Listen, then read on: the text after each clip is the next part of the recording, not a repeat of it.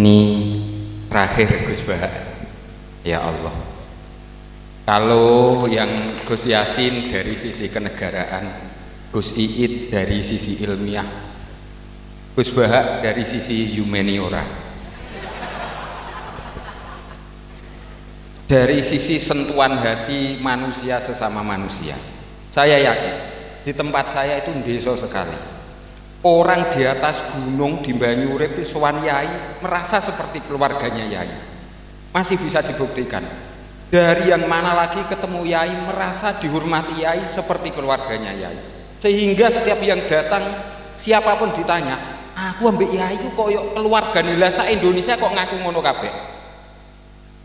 Jadi sangat diharapkan sisi humaniora, sentuhan-sentuhan kemanusiaan. Padahal di Banyurip itu tempat minyak ilegal itu, minyak apa ya?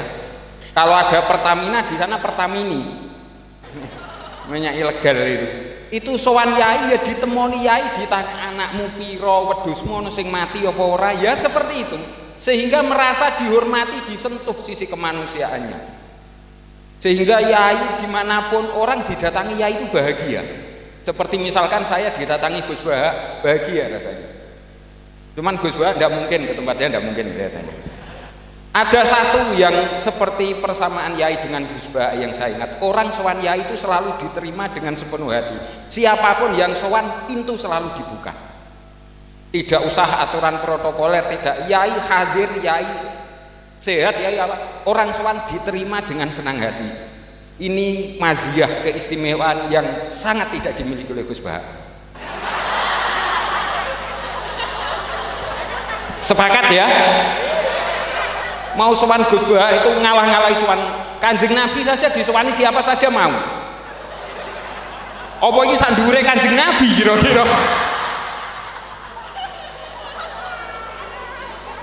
Saya sowan itu yang nemoni Gus Sabror.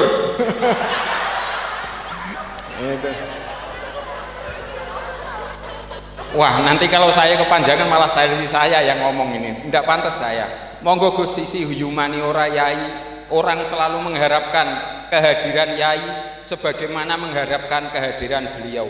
Kita menghadirkan Yai di hati kita. Kita menghadirkan Gus Bah di HP kita. Itu. Monggo Gus.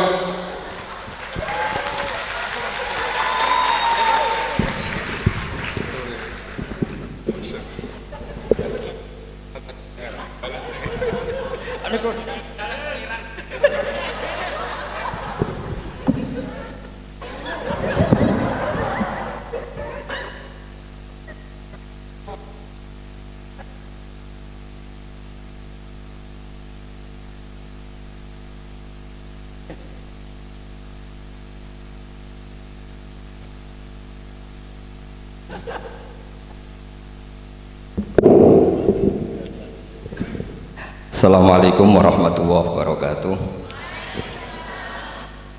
Bismillahirrahmanirrahim. Rabbi shrah li sadri wa yassir li amri wahlul 'uqdatam min lisani. Allahumma shalli wa sallim ala habibika Mustafa Muhammadin wa ala alihi wa sahbihi ajmain. Amma ba'du. Yang sangat saya hormati, sangat kita hormati Kiai Haji Aufal Marom selaku Ketua Yayasan Al Anwar 3, pimpinan sekaligus pengasuh Anwar 3 Kiai Haji Abdul Ghafur, wonten Gus Iit, Mas Najib, sedanten yang saya hormati semua dosen, adik-adik yang saya cintai. Saya ini alhamdulillah malam ini derajat saya naik senaik-naiknya. Karena seumur-umur saya ini hanya bangga punya guru Mbah Mun.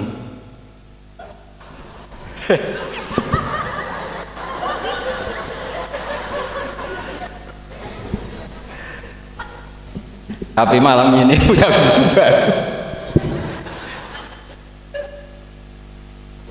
Nah, ini sekaligus Pak dicatat oleh Ketua Yayasan Gus Aufal tadi, Pak Amin mengaku saya muridnya. Ini satu kezaliman.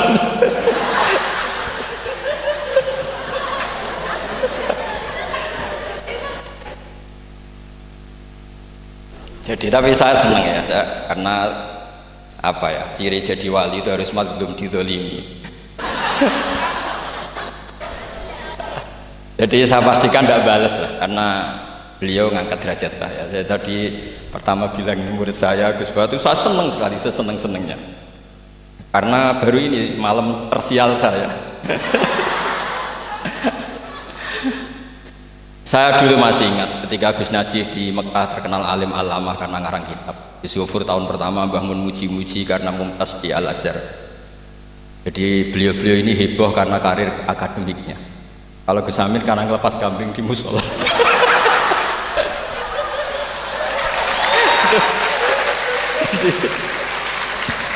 Jadi jameknya sama-sama bikin heboh. Jadi ya itu saja lah. Niru itu tidak bisa penuh ya, sudah niru hebohnya saja.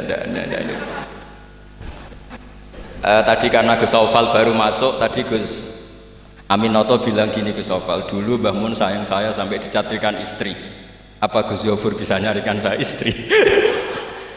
Itu benar-benar kefasikan baru dalam.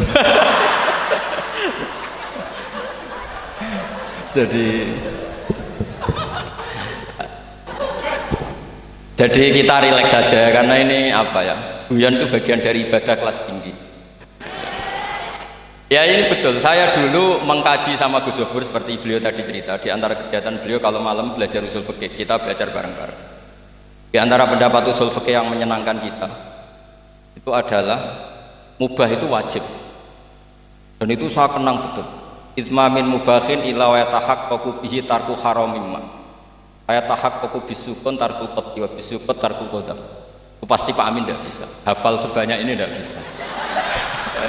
Jadi dia itu pelarian karena ngapalkan nggak bisa, ya sudah gojlok saya. Tapi ya tetap tidak level lah, kira-kira gitu. Tidak level, jadi nggak level. Artinya begini ya, malam ini kita guyon nikmati suasana seperti ini dengan Gus Yofur, dengan Gus Aufal. Malam ini artinya kita ada dugem. Malam ini kita ada zina, ada dugem, tidak melihat hal yang maksiat. Jadi mubah itu tarkul haram. Tarkul haram wajib, meninggalkan haram itu wajib. Berarti fi'lul mubah juga wajib. Tapi mubah loh ya, bukan melepas kambing di musola. Kalau itu tidak wajib ya tidak mubah, haram. Tapi di pondok ada adat, kalau yang melakukan itu Gus itu makfu. Jadi kalau di bab najis ya najis makfu lah, itu kira-kira. Artinya khazanah kita cukup untuk menganalisis itu. Saya memang di antara murid yang sering mengkaji Mbah Mun secara fikih. Saya pernah bilang di rumah dinasnya Gus Yasin, bagaimana beliau tadi menyinggung, ketika Gus Yasin diduetkan dengan Pak Ganjar, ini menjadi fikih abadi bahwa ada fikih besar, yaitu ulama tidak ada tradisi atau tidak boleh ada tradisi berhadapan-hadapan dengan umarok. Kita sama-sama berduet untuk kelangsungan bangsa ini secara damai dan bermartabat. Jadi nggak penting menurut saya Gus Yasin wakil gubernur, apa Gus Yasin ketua DPR dulu, Kak Kamil ketua DPR, Gus Kamil. Yang menjadi penting bagi kita adalah fikih ini akan abadi. Itu juga ketika Gus Yofur sekolah sampai doktor, bahwa ulama sealim Mbah Mun, putra Mbah Zubair tidak anti dunia kampus. Sehingga Gus Yofur sekolah ya sampai doktor. Juga beliau tidak anti khusyuk, tadi kata Gus Iid, khusyuk yang dimaksud Yai bukan terus khusyuk. Karena Yai sering menghentikan manis zada khusyuan zada jalan, terus ada orang kayak Gus Amin, dia enggak khusyuk supaya enggak dikatakan bodoh. Itu memang cara beliau melawan makalah itu. Kalau beliau khusyuk kan nanti zada apa? Jalan, maka pura-pura ada khusyuk, selain itu fakta terus ya sudah jadinya seperti itu. Saya itu sering meneliti fikihnya Mbah Mun, mulai yang tadi. Kita masih ingat ketika Yai mau ketemu Bu Mega ketika mau haji. Yai tindak Jumat, ketemu Bu Mega itu Sabtu, beliau terbang Ahad. Di antara yang dihentikan ke santri-santri, kira-kira gini maknanya, besok saya ketemu Ibu Mega dan ini bagus supaya Indonesia damai karena ulama dan umaroknya. Ini satu kombinasi antara nasionalis dan religius. Beliau itu paling menghindari kalau Indonesia chaos, kemudian ada dosa yakulu batum bakto. Kalau chaos itu mungkin potensinya saling bunuh, saling apa. Sehingga ketika melihat Mbah Mun ketemu Mega itu pikiran pertama saya adalah safkut dima jangan sampai terjadi. Karena beatan pertama Al-Qur'an adalah wa itakhadna mitsaqakum la tasfikuna dima'akum. Dan itu beliau melakukan itu dengan cara yang sangat elegan. Ketemu orang yang benar-benar jadi aktor di Indonesia. Siapa yang nggak ngerti Mbah Mun aktor penting dalam perjalanan agama di Indonesia. Mega sebagai simbol nasional. Beliau dengan besar hati ketemu, dan itu kita membaca fikih sebagai bentuk hiknan lidima'il muslimin, upaya supaya Indonesia itu damai baik-baik saja. Saya tentu belajar banyak dari Gus Zofur ketika menafsirkan kenapa Al-Barjanji itu menjadi mujad. Kata Gus Zofur, padahal karangan Al-Barjanji itu tidak besar-besar kayak Sayyid Zabidi yang ngarang kitab. Karena ketika negara lain bingung, ya, kata beliau bingung menemukan format Islam, masih perang, mencari bentuk ini Sunni atau apa, ribet perang. Indonesia itu terbangan. Betapa indahnya Indonesia, serasa perang, terbangan. Ya ini ya gejolak-gejolokan, ya rileks santai. Sampai saya tidak tahu ini kiai dari mana. Makanya ini sekaligus untuk mahasiswa baru, terminan dosen Anda ya mulai yang waras kayak Gus Zofur sampai yang kewarasannya kita tidak tahu tapi ya waras. Itu tadi Gus Zofur menambahkan Aminoto Setio Garwo. Saya tidak tahu itu tambahnya Gus Zofur apa ada di aktenya, nggak tahu saya. Tapi saya kenal Gus Amin itu lama sekali. Jadi saya tidak perlu cerita kalau beliau pernah ngaji saya karena nanti kasihan. Saya tidak perlu cerita itu karena saksinya lebih banyak beliau ngaji saya ketimbang saya ngaji beliau. Tapi itu cara beliau punya harga diri, ya monggo itu kalau saya terima dengan lapang dada. Jadi beliau orang kedua setelah Mbah Nawawi yang ngaku saya sebagai muridnya. Tapi saya mau cerita yang agak serius, ini 5 menit tentang fikihnya Mbah Mun.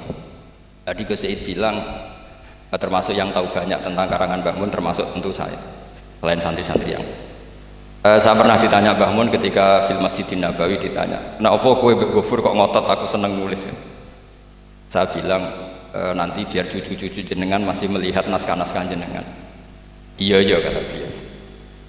Saya masih ingat dawuh Imam Syafi'i, al-laits afqahu min Malik illa annahu daya'ahu ashab. Sebetulnya Imam Laits itu lebih ahli fikih ketimbang Imam Malik. Padahal Imam Syafi'i itu muridnya Imam Malik, tapi fil fikih muji Imam Laits, al-laits afqahu min Malik illa annahu daya'ahu ashab. Tapi sayangnya Imam Laits ini murid-muridnya enggak ada yang benar. Karena tulisan-tulisan Imam Laits ini tidak ditadwin, tidak dimudawwan. Maka kita tidak ingin Mbah Mun yang kita idolakan, kita gurukan, kemudian bukunya tidak mudawwan. Sehingga saya, utamanya tentu putra-putra beliau, mulai dari Gus Subab, Gus Najih semuanya, termasuk Gus Zofur, itu sangat menginginkan beliau itu memang mentadwin itu. Saya beri contoh misalnya begini, kepandaian Imam Laits dibanding Imam Malik. Imam Malik ketika ditanya apa saja, sok ahli Madinah. Kail juga kailu ahli Madinah, semuanya bilang ahli Madinah. Alasannya beliau Madinah adalah muhajirur Rasulillah, tempat hijrahnya Rasulullah SAW. Dan itu nggak ada yang memungkiri. Tapi ketika Imam Laits mulai mengirimi surat ke Imam Malik, itu ditulis Sayyid Muhammad di Syariatul Wal Khalidah. Itu beliau, oke, Anda orang alim, saya ngakui Anda alim gini-gini. Tapi Anda ada yang lupa bahwa ashabu Rasulillah tafarraqu bil buldan. Ashabnya Nabi ini kemana-mana. Di Irak, di situ ada Sayyidina Ali, hidup di Najaf, diikuti oleh Abdul bin Mas'ud. Di Mesir ada Abdul bin Amr bin As, ada Amr bin As malah.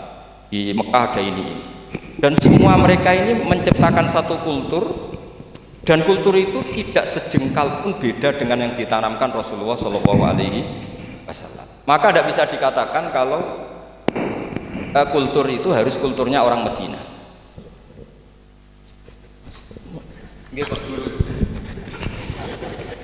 Ini naik pangkat ini, seorang guru melayani muridnya.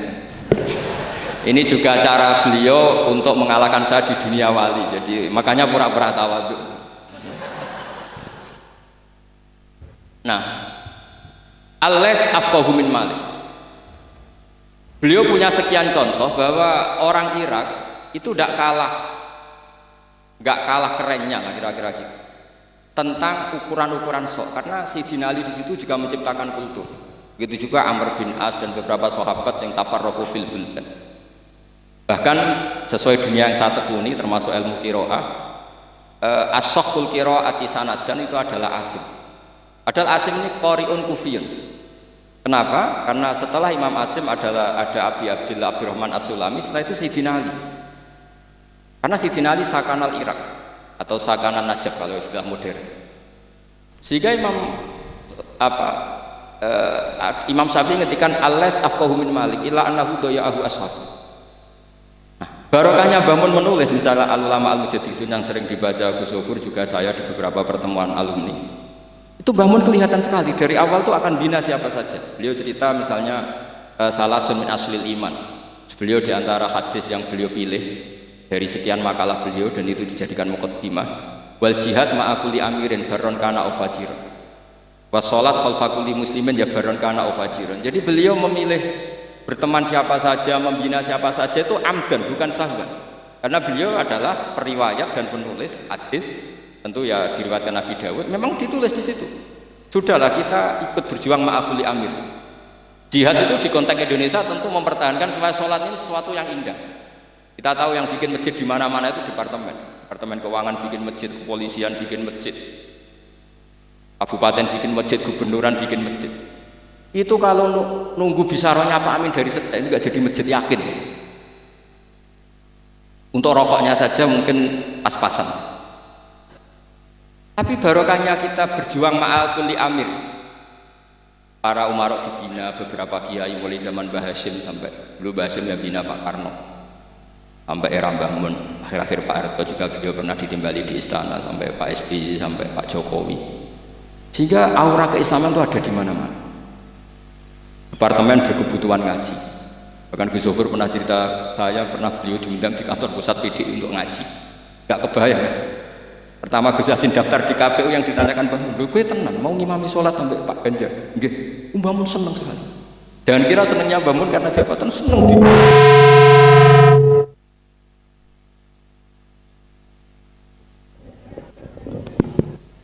Jadi Mbah Mun ketika Gus Yassin cerita sholat tadi itu senang sekali. Senang sekali diceritani bahwa barokahnya Gus Yassin di Wetan itu ada dengan tanda petik, ada komunitas yang kayak sholat itu jadi ukuran. Saya meskipun nggak nangis di depan umum kayak Gus Amin tadi, saya juga heran kok bisa nangis. Itu saya heran betul, dan saya tetap husnudzon itu asli. Ya agak memaksakan husnudzon saya, tapi ya sudahlah saya husnudzon kalau itu asli. Itu saya sering nangisi fikihnya Mbah Mun. Di antaranya adalah saya pernah sejagongan sama Gus Hasib bin Wahab, termasuk pendiri NU Wahab. Saya cerita prestasi Mbah Hasyim, Gus Mbah Wahab, Bisri Sansuri, juga beberapa kiai Ahmad Siddiq, Wali Maksum, sampai cerita Mbah bahwa para kiai ini berhasil menciptakan satu entitas agama menjadi tolok ukur. Jadi barokahnya mereka berjuang secara tadrijan, secara gradualisme, secara proses. Sekarang itu calon bupati kok tidak sholat, itu tidak keren dan tidak dipilih. Gubernur kok terkenal nggak sholat, itu pasti nggak dipilih. Artinya kiai-kiai ini berhasil, bahkan nilai-nilai politik pun harus bersama nilai-nilai apa? Agama. Pejabat kok ketahuan selingkuh itu habis. Artinya nilai-nilai yang menurut agama mongkar, satu hal yang buruk, itu juga buruk di perspektif politik Indonesia. Jadi kayak, dan itu tanpa bikin negara ini terus kayak jadi negara Islam. Kurang apanya coba istihad guru-guru kita yang luar biasa. Saya pikir sampai di sini aja, nanti moderator biar balas saya supaya saya lebih madlum lagi. Semakin madlum semakin derajat saya akan naik. Dan monggo Gus Amin kalau mau memadlumi saya persilahkan, karena saya ini kan sudah terlalu kuat lah, kayaknya agak ngefek. Tapi nggih monggo lah, kalau artinya ini sekali-kali saya ngomong serius. Jadi dulu nyuwun sewu, kita pengajian saja harus lapor, harus izin, bahkan ada istilah SIM, surat izin mubalek ya dulu. Namanya juga SIM. Ini abahnya Pak Rafiq itu ya temannya bapak saya. Masuk teman bodoh nih. Ini masyhur ini. Ibunya Pak Rafiq ini nggak pernah masak enak, kecuali ada tamu. Akhirnya kerjasama sama bapak sama Mbah Mun, kalau Jumat pagi disuruh ke situ. Terus Mbah Musa ini abahnya ini, Bu, engkau apa ono Kiai Nur Salim ono Mbah Mun masak iyo, terus masak enak, terus bapaknya ikut makan enak itu. jadi Kiai dulu itu seni, sampai kepen mangan enak itu harus bodoni istri. Dan itu semoga bodoni yang wajib. Karena apa ya? Seneng itu wajib akhirnya. Makanya saya dengan Pak Rafiq ini ya mulai dulu ya kayak saudara, karena dulu Mbah Mun, Bapak, Mbah Musa itu ya teman, termasuk kalau harus bodoni istri ya bodoni. Akhirnya ya tiap Jumat itu main ke situ.